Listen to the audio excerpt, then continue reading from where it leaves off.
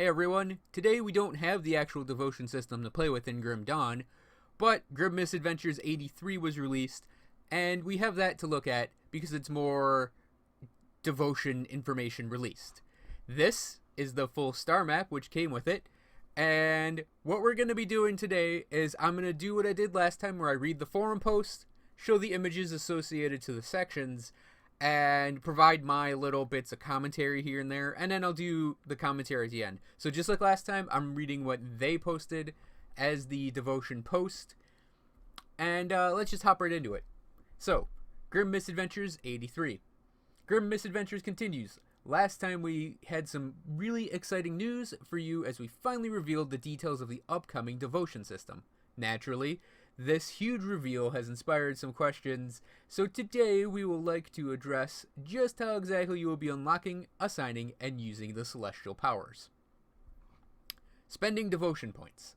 Whenever you spend a point of devotion, you will unlock one of the stars in a constellation. Unlock them all to complete the constellation and earn an affinity bonus. Each star provides a passive bonus. Potential passive bonuses you can unlock. So what's going on here is every time you pick up one of the stars on this map, like say in this little centerpiece here, every time you pick up one of these stars, you'll unlock a passive bonus from that star. So let's say, oh, that's a crossroads. Perfect. So in the crossroads, I believe what they're saying is every star gives you 4% health. And then when you complete the bonus, you get the affinity bonus for that. So like on the Hawk, you'd get 15 offensive ability per star. Or maybe the bonuses are mixed together depending on which star you're taking. But when you pick up a star with a devotion point, you get a passive bonus. And you also, when you complete the constellation, you gain your affinity bonus here. So yeah, you complete the Hawk, you get this bonus to the affinity, which you would then use to go on to get the bigger and better bonuses later. So, unlocking new constellations.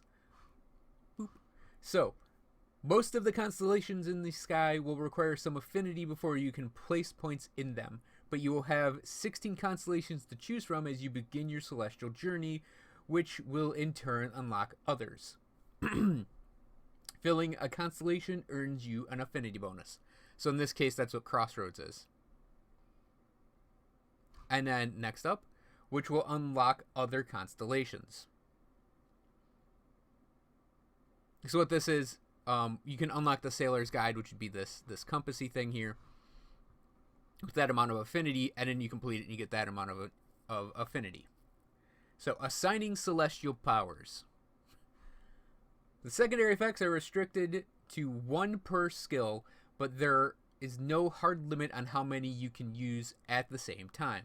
You could, for example, have a power assigned to a spammable skill, another assigned to a cooldown ability, and yet another to a buff. How many powers you unlock is up to you. Spend your devotion points wisely. So the power of the malicious imp here is Aether Fire. 15% chance on attack. A small burst of Aether Fire erupts at your target's feet. 3-second duration, 2.5 meter radius, 63 Aether damage. To complete the complete constellation bonus gets you this. Once you complete the constellation bonus, you can assign this ability. So, selecting a celestial power will show you all of the valid skills within your masteries and equipment. So, what this is showing right here is you can assign this to any of these abilities, but this particular build has Calidor's Tempest and Panetti's Replicating Missile open, for what I'm interpreting here. So, Aether Fire, this ability, can be assigned to any of these abilities, provided you have access to them. Now, when I was looking at this, I was debating whether or not it was, these are what the character has learned, and only Calidor's Tempest and Panetti's Replicating Missile are available, or these are things that are from his mastery, this character's mastery, that are available. I think it's the latter. I think you could use Devastation, Sky Shards, Tempest, Replicating Missile, or the Aether Ray with this Aether Fire ability.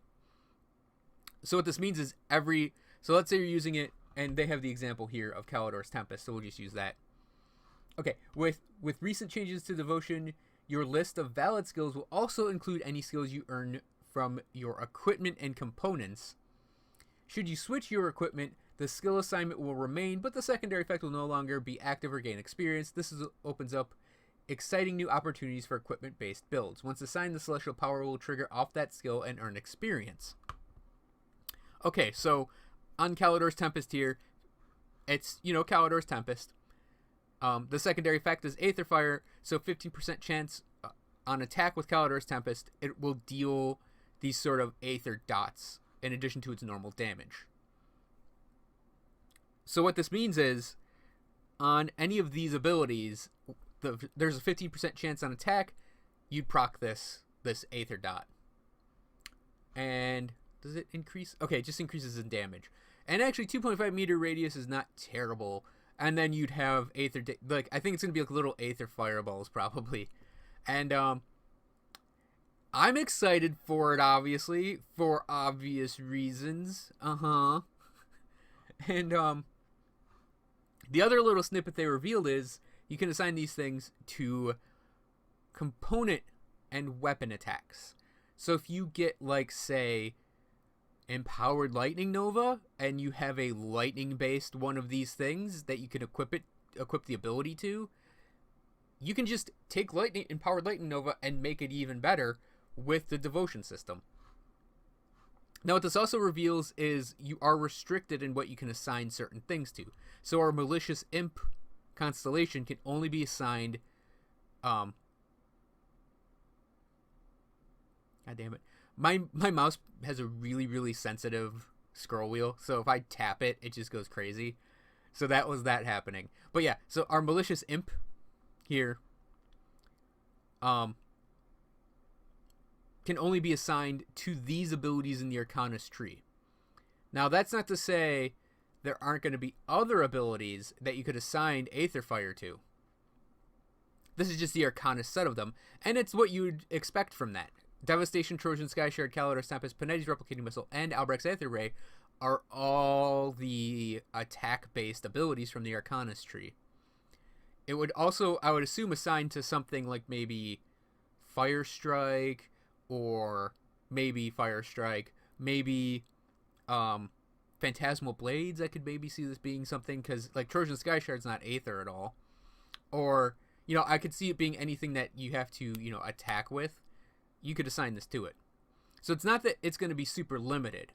I think they're just going to make sure that it meshes with, like, these are the abilities that attack, so these are what you can assign it to.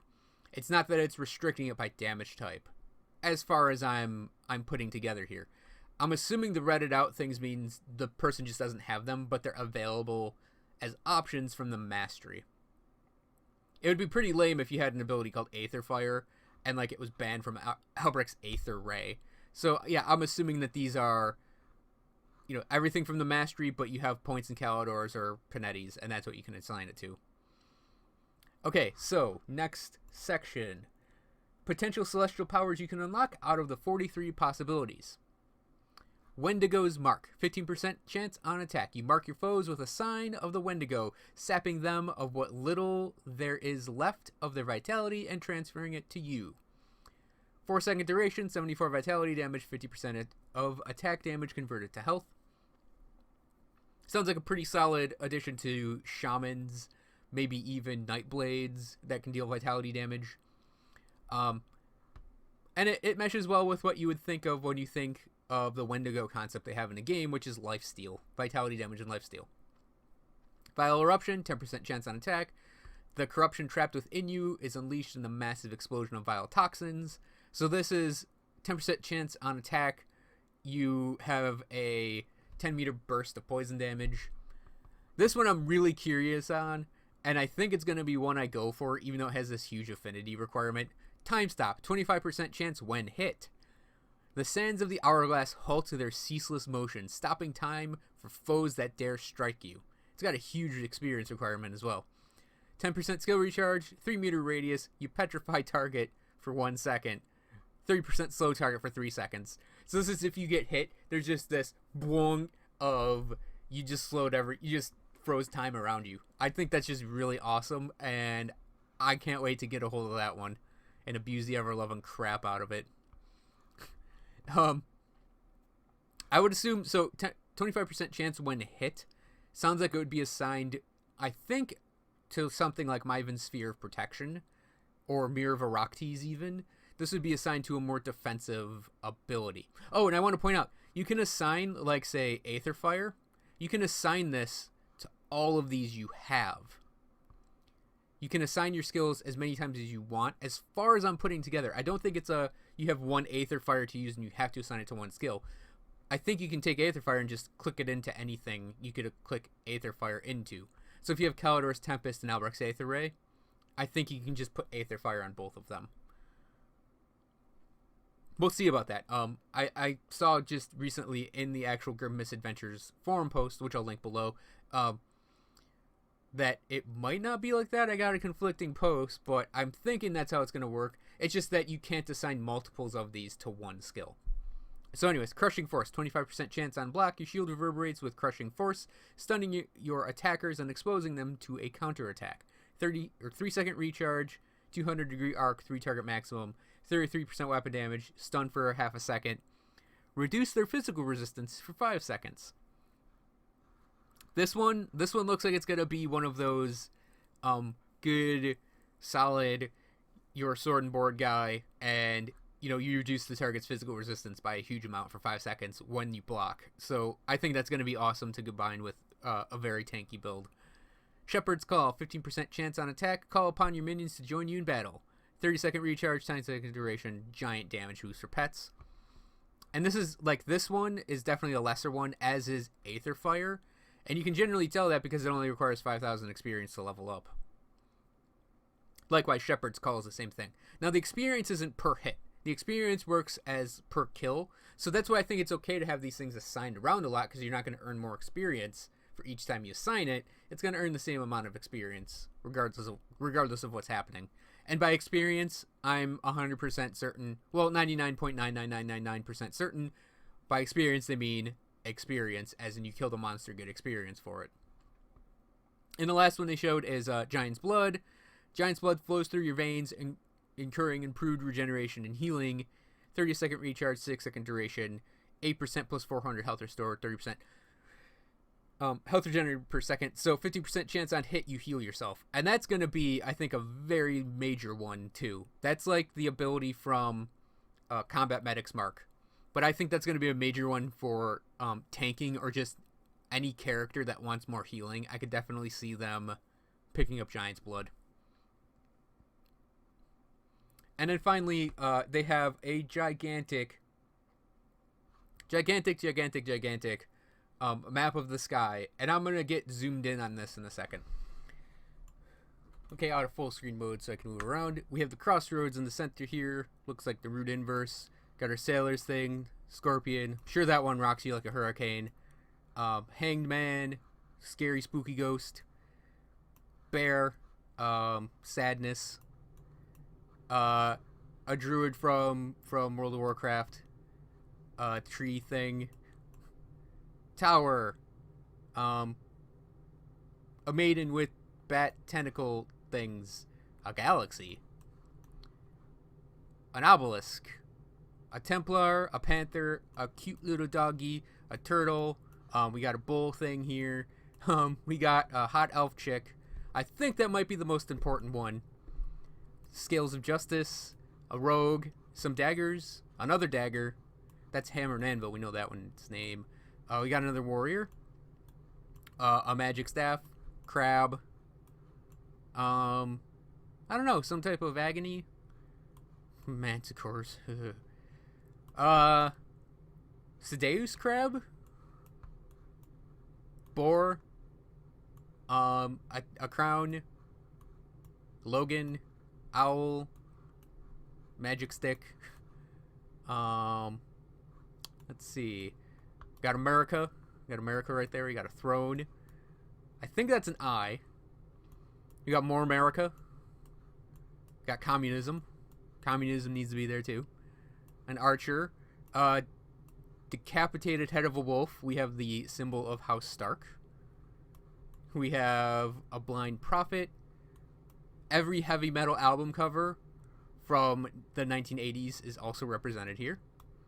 Shackles, another holy symbol, Atta, and Bleak. Spider, crow, eel. Um, Gross. I think that one's going to be called Gross. We have a thing that has its parents that are dead. A snake. Swishy? Swishy thing. That's the malicious imp. Vulture. Y'all vultures. So you did Hangman, a Gecko, Lightning Bolt. Japan. I think that's a spear. I almost said another dagger, but it's a spear. I am guessing. I'm guessing that this one is going to be the thing that gives you stop time. Let's see, we got Death, another night guy. I think that's every progressive rock and roll album in the 80s right there is represented. More gross. I think that's more gross. A torch, a Hydra, the Simic thing, another gargoyle, another dagger, dual wielding guy. I think that's a Flesh Hulk of some kind. Lantern, and wait, is one of these Mistborn and one of them a Flesh Hulk? Could be. So that was our look at Devotion and a look at the giant map of constellations. I'm still really excited for this, though I'm a little saddened that we're gonna have to wait until November for this, because that was the tentative. Well, it's not tentative. I think they're very much on schedule, but they didn't give an exact date, but they said November, and that the Devotion system was going to be doing internal testing soon. So I would assume at least 2 weeks, which is a little sad because, you just want to get your hands on it. But I really hope they just work everything out to make it go as smoothly as possible. And yeah, it's still really exciting to see what's going to happen. The Aether Fire ability is like exactly what I wanted to see out of this, where you can turn, say, Alberic's Aether Ray into an area of effect and have it just with value added on its attacks. And I'm really excited to see what else you can do with it and how you can assign the abilities, because now that they're showing, like, they just showed the Arcanist attack abilities, and I'm wondering if you could take Aether Fire and stick it to other classes' attack abilities. And it kind of makes me wonder what you can do with the Devotion system and different builds now, and if it's going to open up a huge amount of customization. So, like, say, the wolf at the bottom here, like, the Lapis Lupus amulet that gives Might of the Direwolf is a bleed-based thing, and I'm wondering if that's going to allow you to assign a bleed to any of your attack abilities. So let's say I wanted to take Alberic's Aether Ray and assign whatever this wolf thing is to it, and turn the ability into a sort of pseudo bleed attack, and take advantage of Lapis Lupus as a caster. I could see that being really fun to do, and I am wondering if they're gonna allow that, or if they're gonna be very much like, okay, this is specifically for spells, this is specifically for physical attacks, that sort of thing. But also, it's a really exciting announcement that they put in the ability to attach these to item attacks and item abilities from your gear and your components.